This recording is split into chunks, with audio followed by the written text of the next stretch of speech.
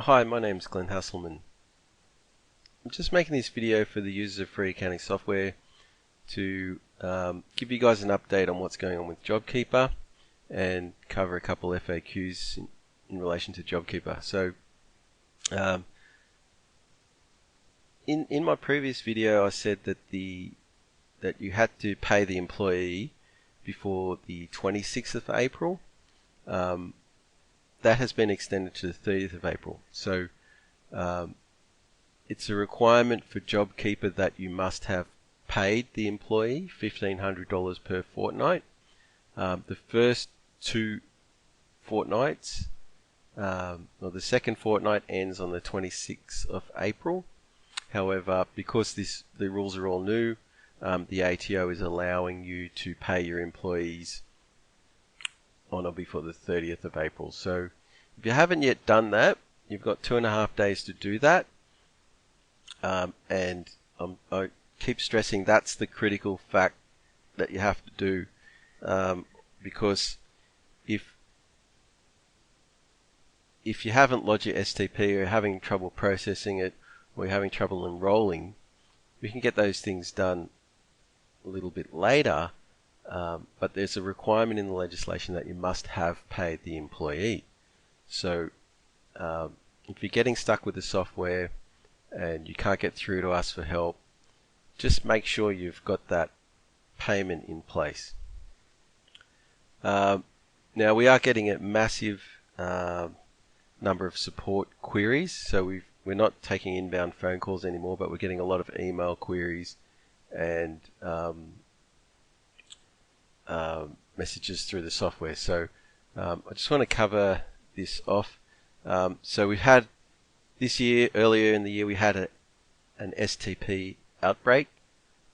So on the left here we have well, this is a graph that graphs the outbreak, and we'll be familiar with these kinds of graphs because you've got on the left you've got a logarithmic scale, and it shows you the cumulative case count. So you can see that STP really started off very quickly, but we did manage to flatten the curve, and it's now kind of under control.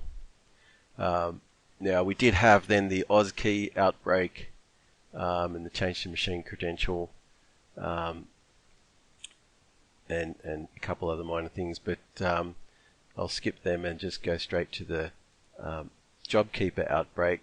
And the JobKeeper outbreak has been massive, completely uncontrolled, and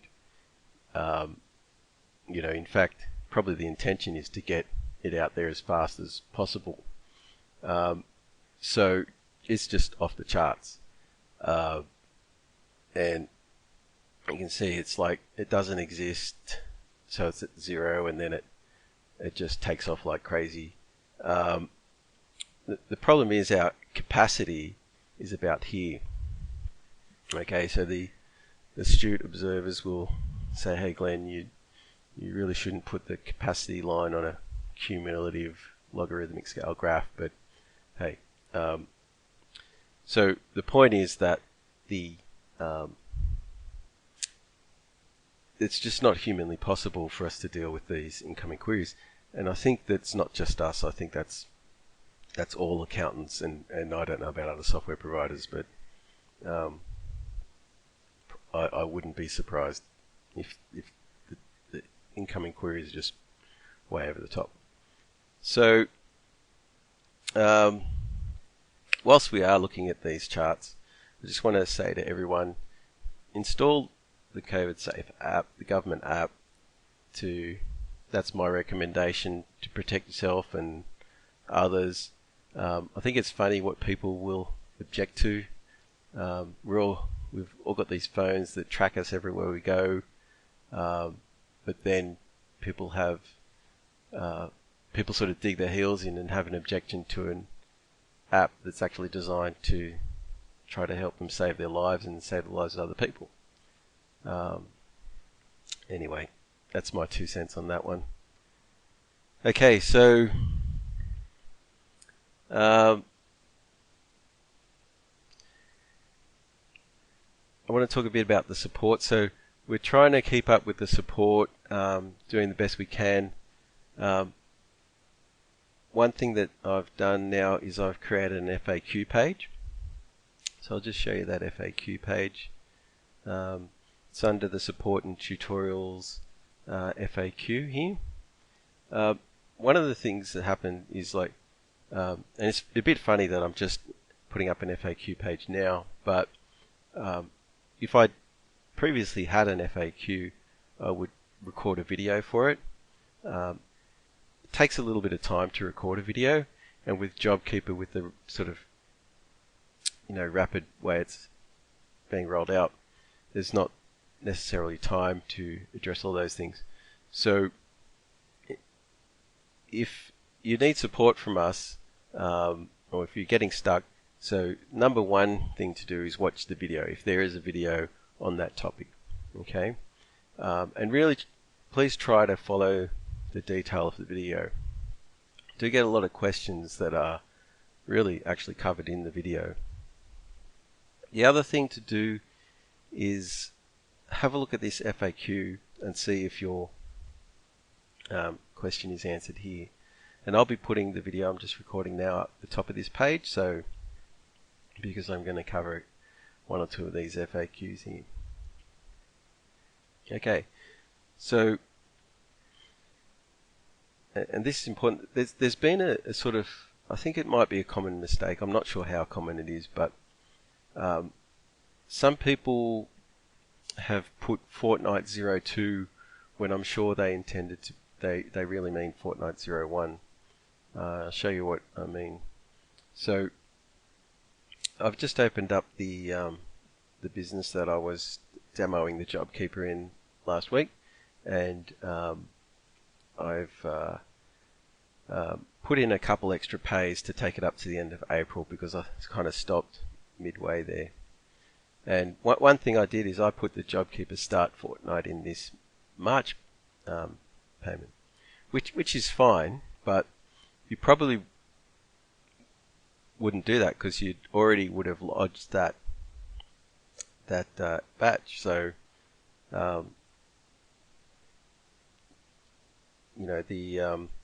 this is a payment date 31st of March, and I think it was only announced on the 30th of March. So no one would have known to do that at that time. But I mean, you could be lodging it late or amending it or something. Anyway, so to make it more realistic, I've set it up on here. Now, status is lodged complete, so I haven't really lodged, but just set it up as though I've lodged this batch. Going into the payslip here. So actually it's all grayed out because you can't amend or you can't change a payslip on a lodged batch. So I'll just show you what we've got here. Down the bottom we've put JobKeeper start fortnight 02. So just to sort of reiterate, some people thought because they're paying the employee in fortnight 02 that they should put fortnight 02. But that's not correct. It's the fortnight that the JobKeeper becomes eligible from. So if they're going to get it in week 1 and week 2 and 3 and so on, you put fortnight 01. You don't have to put fortnight 02 ever. You just put fortnight 01, and you just let that carry through. Of course, if they're not entitled in 01, you don't put 01. You put from when they're entitled to it. I think it'd be a bit unusual or less common to have a later fortnight because these are sort of ongoing employees. So we want to change that fortnight 02 to a fortnight 01.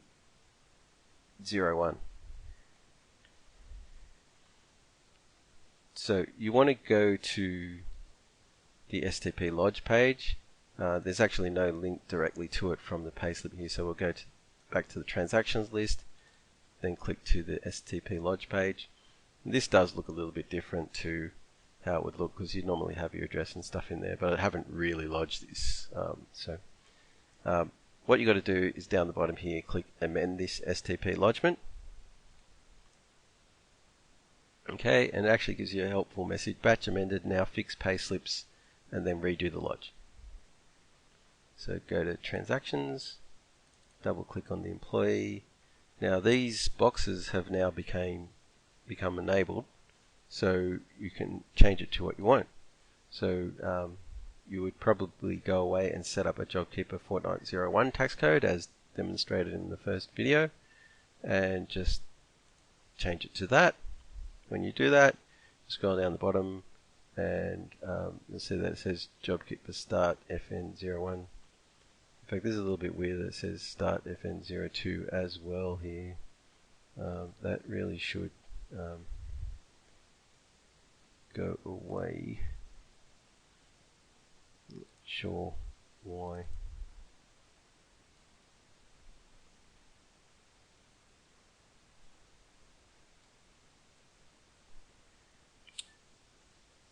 Yeah, I'm not sure why it's not going away, but I think what's happening is there is a JobKeeper Fortnight 02 on a different payslip that I've sort of been stuffing around with. Let me just quickly try to find that. No.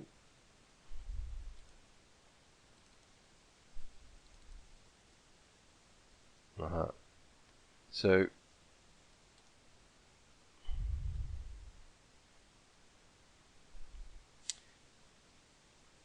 I'm just going to click unlock batch status and change it to created and save batch.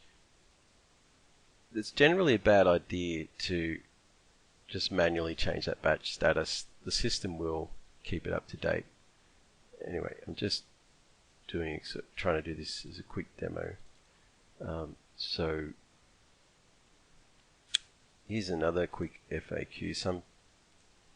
How to delete a line. So you just tick the box and click delete selected lines, save. So that was the JobKeeper top up. Okay, cool. So, alright, that's taken the Fortnight 02 off that payslip. Now let's go back and see if we can get this working. So now when we go into a payslip, it just displays what's saved on the payslip, and that's because, you know, that's what you would want to see when you want to view a payslip.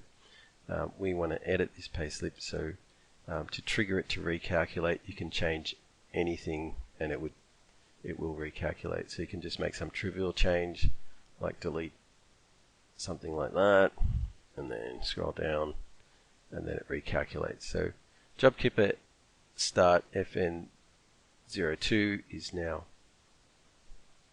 gone, and we've got JobKeeper Start FN01.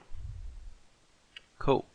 So that's what we wanted. Just save that payslip, then go back to the transactions on that batch, and then click through to the single touch payroll lodge.